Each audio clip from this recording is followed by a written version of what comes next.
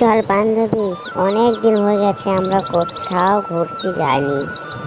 আজকে আমরা কোনো জায়গা দিয়ে ঘুরে আসি, ঠিক আছে? ঠিকই বলেছিস বান্ধবী, অনেক দিন হয়ে গেছে আমরা কোথাও ঘুরতে যাইনি। তো চল, কোথায় যাবি বল? হ্যাঁ হ্যাঁ হ্যাঁ, ঠিকই বলেছিস, কোথাও যাওয়া হয়নি। তো আজকে বেরিয়ে আসি, কেমন? তারপরে সে তিন বান্ধবী মিলে চলে গেল ঘুরতে।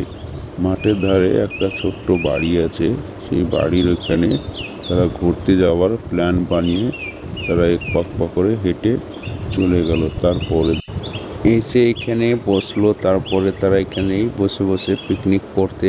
কিসা ভাবলো, এই পাখিটা তো খুব সুন্দর। যদি এটা ধরে রাখতে পারি, তাহলে বাড়িতে নিয়ে গিয়ে সবাইকে দেখাবো। কিন্তু সে জানতো পাখি ধরা সহজ নয়। যেমন করে হোক পাখিটাকে ধরতে হবে। তাই বন্ধু মিলে একটা গ্রুপ করে প্ল্যান বানাইতে হবে। দেখি, যেমন করে হোক পাখিটাকে ধরতেই হবে। তাই বেশি কিছু না করে আমরা পেছন পেছন গিয়ে পাখিটাকে চুপচাপ যেয়ে ধরে নেব, ঠিক আছে? কেউ শব্দ করে। পাখিটা তাদের হারাকাত বুঝে, পাখিটা সুযোগ বুঝে উড়ে চলে গেল।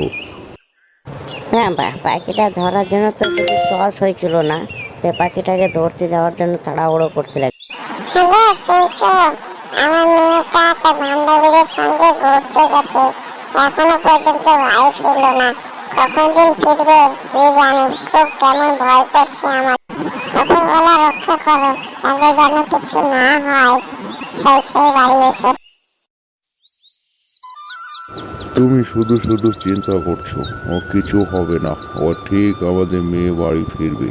কেননা সে তো আর ছোট হয়ে নয়, বাচ্চা হয়ে নয়, সে তো অনেক বড় হয়ে গেছে। তারা তো আর একাই যায় নাই, আরও সঙ্গে লোক গেছে। পরে তিন বান্ধবী মিলে গেছে। দেখো কোথায় ঘুরতে গেছে, ভালো লাগছে তাই আসছে, না চলে আসবে। চিন্তা